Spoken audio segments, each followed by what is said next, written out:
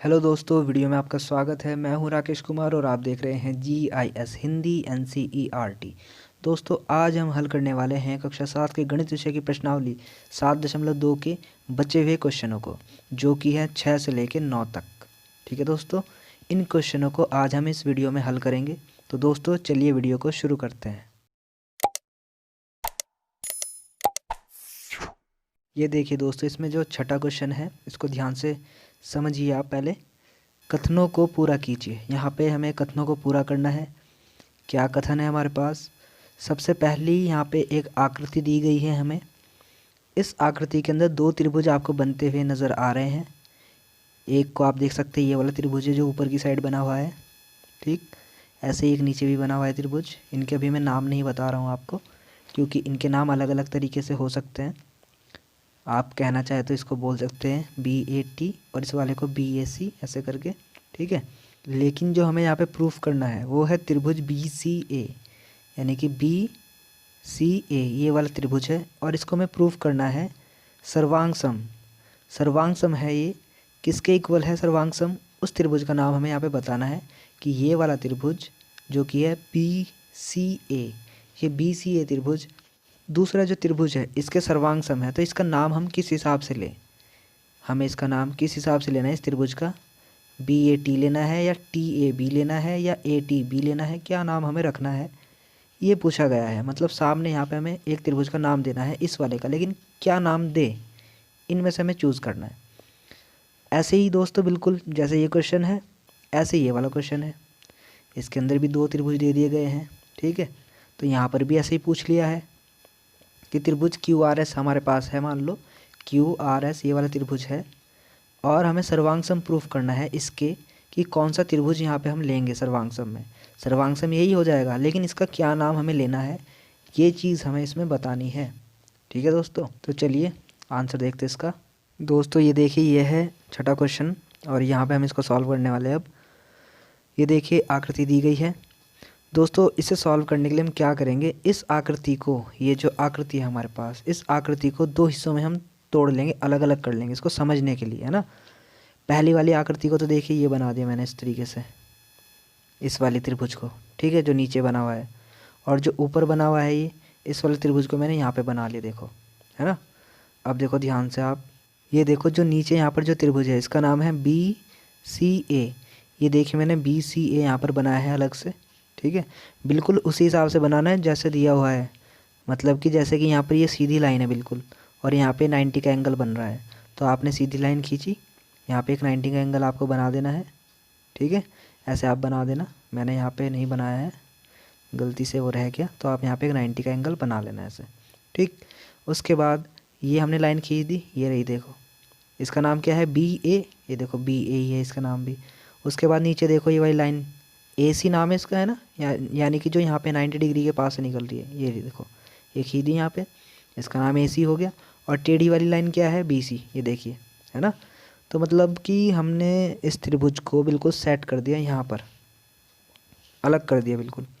ऐसे ही ये वाला त्रिभुज है जो ऊपर आपको दिख रहा है BTA वाला, इसको भी आप सेट कर दो अलग से। इसकी जो लाइन है सीधी, ये रही देखो, है ना।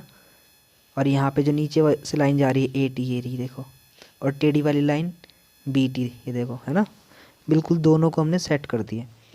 अब देखो दोस्तों, इसमें कुछ चीज़ें दी हुई हैं, जैसे कि आप साफ साफ देख सकते हैं यहाँ पे कि ये देखो दो जो कोण हैं ये बराबर है, इसलिए दिखाए गए हैं।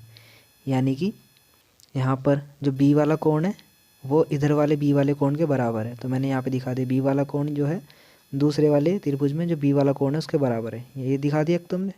दूसरी चीज़ यहाँ पे 90 का एंगल है, तो यहाँ पर भी 90 का एंगल है, तो ये भी दोनों हमने बराबर दिखा दिए। ये दे ही रखे थे, हम ऐसे लिख सकते हैं, निशान बना सकते हैं ना। इसके अलावा देखो ये टेढ़ी वाली जो लाइन है ये बराबर है इस टेढ़ी वाली लाइन के, ये निशान लगे हुए हैं बराबर के, यानी कि ये टेढ़ी वाली लाइन दूसरे वाले की टेढ़ी वाली लाइन के बराबर है, यानी कि दोनों लाइन्स ये बराबर है। ऐसे ही यहाँ पे आप देख पाओगे कि AT जो है ये वाली साइड, AT इस AC के बराबर है ना। यहाँ पे भी छोटा सा निशान लगा हुआ है, ये देखो ये बराबर के लिए है कि ये दोनों आपस में बराबर है, तो मैंने ये दिखा दिया AC और AT, ये भी देखो दोनों बराबर है, ये भी बराबर हो गए। अब दोस्तों बिल्कुल हमने त्रिभुजों को, जो ये यहाँ पे त्रिभुज थे दोनों को बिल्कुल सेट करके यहाँ पे हमने लिख दिया, निशान भी उनके बराबर वाले सब दिखा दिया हमने यहाँ पे। ठीक है, अब इन दोनों को हम प्रूफ करते हैं सर्वांग सम। अब हम लिखते हैं त्रिभुज बी सी ए, ठीक है, और त्रिभुज बी टी ए में। देखो दोस्तों, क्योंकि क्वेश्चन में पूछा गया था कि जो बी सी ए त्रिभुज है ना, ये किसके सर्वांग सम है, ये पूछा गया था। तो आपको बी सी ए के हिसाब से लेके चलना है। आपको ऐसे लिखना है बी सी ए, ऐसे ही लेके चलना है आपको, ठीक है। तो जब दोस्तों हमने यहाँ पे लिया बी सी ए, ऐसे हमें इस वाले त्रिभुज का भी नाम लेना पड़ेगा यहाँ से ऊपर से बी टी ए, ठीक है। जैसे ये बी सी ए, ऐसे ये वाला बी टी ए, इस तरीके से हमें नाम बताना पड़ेगा इसका, दूसरे वाले का, इसी के हिसाब से। तो हमने यहाँ पे लिखा त्रिभुज बी सी ए और त्रिभुज बी टी ए में। अब दोनों त्रिभुजों में दोस्तों आपको क्या दिख रहा है, कोण बी और कोण बी यहाँ पे बराबर है दोनों, और ये जो बी सी लाइन है ये इस बी टी के बराबर है, ये भी दिया है। सी ए टी ए के बराबर है, ये भी दिया है। ये तीनों चीज़ें दी हुई है, मैंने यहाँ पे लिख दिया कि ये दिया हुआ है। तो यानी कि दोस्तों में क्या क्या दिया हुआ है, एक तो कोण दिया हुआ है, दो भुजाएं दी हुई है। तो कौन सा यहाँ पे नियम लग जाएगा, तब एस ए एस सर्वांग समता नियम से त्रिभुज बी सी ए, क्योंकि बी सी ए माना है, सर्वांग सम हो जाएगा त्रिभुज बी टी ए के, ठीक है दोस्तों। तो बस हो गया नहीं प्रूफ, ये तो हमें प्रूफ करना था कि त्रिभुज बी सी ए किसके सर्वांग सम है, ये हमें बताना था। तो हमें पता चल गया कि त्रिभुज बी सी ए सर्वांग सम है त्रिभुज बी टी ए के। तो आपको बी टी ए नाम रखना है इस त्रिभुज का, ठीक है। यहाँ पे जो आपको त्रिभुज लेना है, इसको आपको क्या नाम देना है, बी टी ए, इस तरीके से, ना कि बी ए टी, ना कि टी ए बी। ये ध्यान रखना है आपको, ये चीज़ प्रूफ करनी थी, ठीक है दोस्तों। समझ में आ गया। तो वैसे तो आप देख करके डायरेक्ट भी समझ सकते थे यहाँ पर कि ये है बी सी ए, ऐसे यहाँ से बनेगा बी टी ए, लेकिन हो सकता है कि आपको कन्फ्यूज़न हो ऐसे देखने में, तो आप इसको ऐसे अलग अलग त्रिभुजों में बना सकते हो, डिवाइड कर सकते हो, और तब इनको प्रूफ कर सकते हो, ठीक है दोस्तों। अब इसका सेकंड वाला पार्ट देखते हैं, एक आकृति और बची हुई है ना, उसको देखते हैं अब। ये देखिए दोस्तों, इसी तरीके से इस आकृति को हमें हल करना है। यहाँ पे आप देख सकते हो दो आपको त्रिभुज दिख रहे हैं, ठीक है। तो हमें क्या करना है, जैसा कि क्वेश्चन में पूछा गया था हमसे कि जो इसके अंदर जो त्रिभुज है एक, ये वाला क्यू आर एस जो त्रिभुज है, ठीक है, क्यू आर एस त्रिभुज, ये किसके सर्वांग सम है, मतलब इसके सर्वांग सम है, लेकिन इसका नाम हम किस हिसाब से लिखेंगे, क्या हम पी क्यू टी लिखेंगे, या हम पी टी क्यू लिखेंगे, या हम क्यू पी टी लिखेंगे, वो हमें डिसाइड करना है अब। और वो हम कैसे डिसाइड कर सकते हैं, जब हम इनको दो अलग अलग त्रिभुजों में बांट देंगे। तो दोस्तों सबसे पहले मैंने क्या किया है, ये जो यहाँ पे क्यू एस आर जो ये त्रिभुज है, इसको मैंने यहाँ पे बना दिया, देखो क्यू एस आर ये करके यहाँ पे, है ना, इस तरीके से लिख दिया है। और ऐसे जो दूसरा त्रिभुज है पी क्यू टी, इसको भी मैंने यहाँ पे लिख दिया। देखो दो त्रिभुज मैंने यहाँ पे अलग अलग कर लिए हैं। अब आप इनको ध्यान से देख लीजिए किस तरीके से हमने सेट किया है। ये देखो यहाँ पे ये क्यू आर है, ये रही क्यू आर भुजा इसकी, और ये एस है यहाँ पे पॉइंट ऊपर, ये देखिए एस ये रहा ऊपर, है ना। तो ये देखो क्यू आर एस, ये रहा क्यू आर एस, ये हमने बना दिया। अब ऐसे ही हमें इस दूसरे त्रिभुज को देखना है। इस त्रिभुज को हमने लिया इस तरीके से। इसमें देखो दोस्तों आपको क्या ध्यान रखना है, इस त्रिभुज को आप कौन सा हिस्सा यहाँ पे लोगे नीचे, है ना। ये आपके सामने अब कन्फ्यूज़न वाली बात है कि जैसे इसका तो चलो हमने ये ले लिया नीचे हिस्सा क्यू आर, तो अब इस त्रिभुज में हम ऐसे नीचे वाला जो हिस्सा जो मैंने यहाँ पे टी पी लिया है, टी पी, ये टी पी क्यों लिया है, इसका क्या कारण है, ये आप ध्यान से समझिएगा ज़रा। इसका कारण ये है, देखो दोस्तों आप इस आकृति में देख सकते हो कि यहाँ पर आपको ये निशान दिख रहे होंगे बराबर के, यहाँ पे कोण का निशान, ये देखो सारी चीज़ें है ना। इसके आधार पे ही दोस्तों यहाँ पे हमें ये वाली आकृति बनानी है।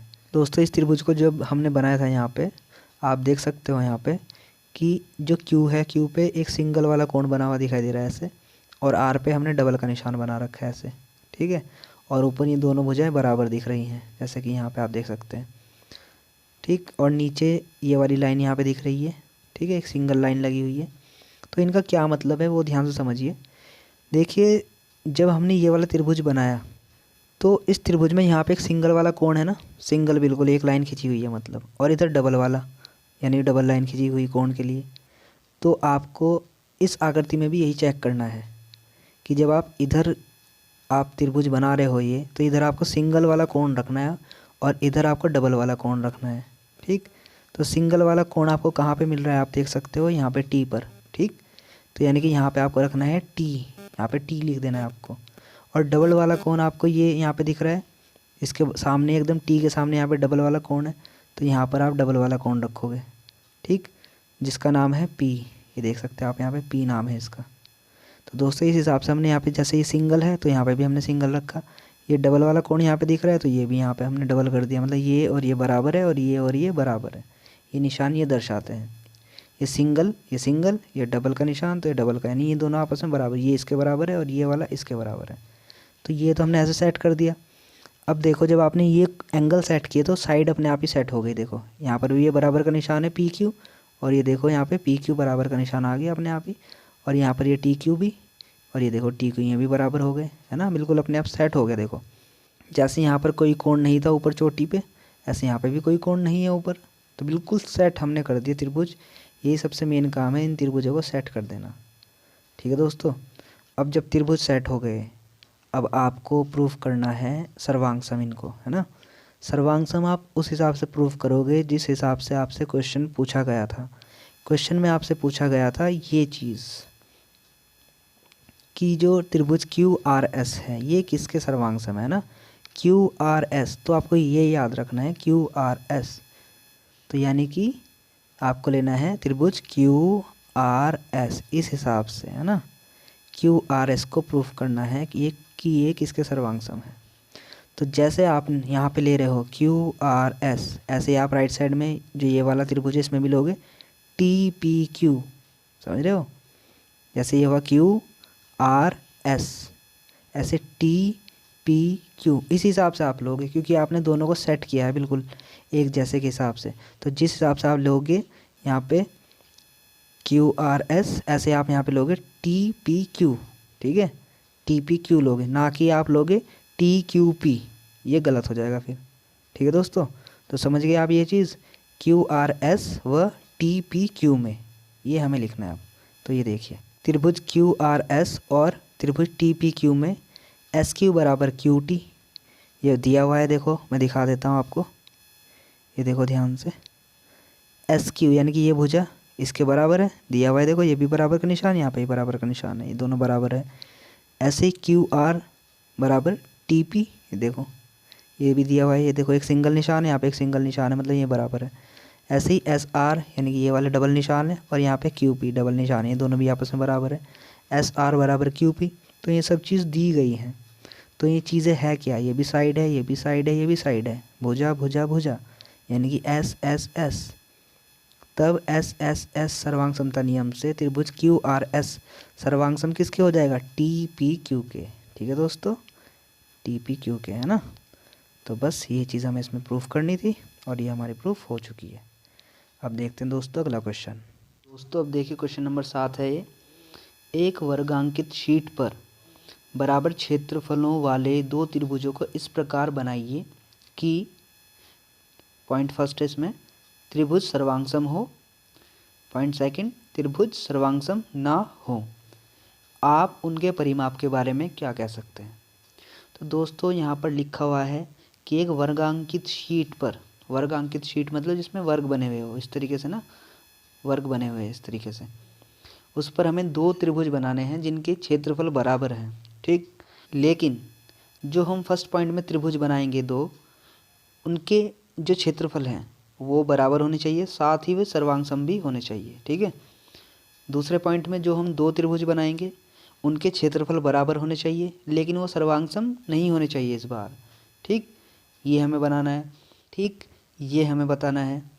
और इसमें जो तीसरी चीज़ है वो हमें बतानी है कि आप उनके परिमाप के बारे में क्या कह सकते हैं। ठीक है दोस्तों, तो चलिए इसको समझते हैं। दोस्तों ये देखिए, ये पहले पॉइंट के लिए आकृति दी गई है। ये एक वर्गांकित शीट है और इस पे दो त्रिभुज बनाए गए हैं, एक का नाम है ABC, एक का नाम है PQR। इनकी जो संगत भुजाएं हैं बराबर है, सभी भुजाएं जैसे इसकी AB, BC और AC हैं सब आपस में बराबर है, ऐसे ही ये PQR में जो भुजाएं हैं ये भी आपस में बराबर है इस ABC त्रिभुज के। ठीक है, मतलब जो भुजा AB है वही PQ है, जो BC है वही QR है, जो AC है और वही PR है, तो ये सब आपस में बराबर है। इससे क्या हो जाता है, ये दोनों त्रिभुज आपस में सर्वांगसम हो जाते हैं, और जब दो त्रिभुज आपस में सर्वांगसम होते हैं तो उनका क्षेत्रफल भी बराबर हो जाता है। तो इस तरीके से इन दोनों त्रिभुजों का क्षेत्रफल भी बराबर है और ये आपस में सर्वांगसम भी है। ठीक है दोस्तों, और इसी के साथ साथ अगर हम इनके परिमाप की बात करें तो वो परिमाप भी इनके क्या हो जाएंगे, आपस में बराबर हो जाएंगे। ठीक है दोस्तों, अब देखिए इसका दूसरा पॉइंट। दूसरे पॉइंट में दोस्तों आप देख सकते हैं जो त्रिभुज है, एक त्रिभुज तो वही है बिल्कुल सेम, लेकिन दूसरे त्रिभुज में हमने क्या किया है, नीचे की जो साइड है ये, यानी कि ये आधार तो हमने सेम रखा है, और जो ऊंचाई है, ठीक है दोस्तों, ऊंचाई हमने इसी के हिसाब से ली है, जितनी ऊंचाई इस त्रिभुज की है इतनी ऊंचाई इसकी भी हमने रखी है, लेकिन हमने एक साइड को इसकी लंबा कर दिया है इस वाले से। ठीक है दोस्तों, यानी कि इसमें आधार और ऊंचाई तो सेम है इस त्रिभुज के हिसाब से, इसका आधार और जो इसकी ऊंचाई होगी वही इसका आधार है, वही इसकी ऊंचाई है, दोनों के आधार और ऊंचाई तो सेम है, लेकिन जो एक तीसरी भुजा है उसको हमने इसमें बड़ी दिखा दिया है। ठीक है दोस्तों, अब इससे होगा क्या, इससे ये होगा कि ये दोनों त्रिभुज आपस में सर्वांगसम नहीं होंगे, लेकिन इनके क्षेत्रफल बराबर हो जाएंगे। क्षेत्रफल कैसे बराबर हो जाएंगे, उसका रीज़न ये है दोस्तों, क्षेत्रफल का फॉर्मूला होता है त्रिभुज के हाफ गुणा आधार गुणा ऊंचाई। ठीक है, ये आपने पढ़ा होगा, हाफ गुणा आधार गुणा ऊंचाई। ठीक है, तो दोस्तों इन दोनों त्रिभुजों में आधार और ऊंचाई सेम है, तो दोनों के क्षेत्रफल क्या आएंगे, बराबर आएंगे। ठीक है दोस्तों, जब आप इसका क्षेत्रफल निकालोगे हाफ गुणा आधार गुणा ऊंचाई से, तो इसका भी आधार वही है जो इसका आधार है, इसकी भी ऊंचाई वही है जो इसकी ऊंचाई है। ठीक है दोस्तों, तो दोनों ही केस में जब आप इनका क्षेत्रफल निकालोगे दोनों क्षेत्रफल बराबर आ जाएंगे। तो इस तरीके से दोनों त्रिभुजों के क्षेत्रफल तो बराबर हैं, लेकिन ये सर्वांगसम नहीं है। ठीक है दोस्तों, और साथ ही अगर हम इनके परिमाप की बात करें तो परिमाप इनके क्या हो जाएंगे, बराबर नहीं होंगे। ठीक है दोस्तों, तो इस तरीके से ये मैंने आकृति आपको दिखा दी है। अब इस क्वेश्चन को एक बार देख लेते हैं कि लिखना कैसे है। दोस्तों ये देखिए 7वें क्वेश्चन का उत्तर है।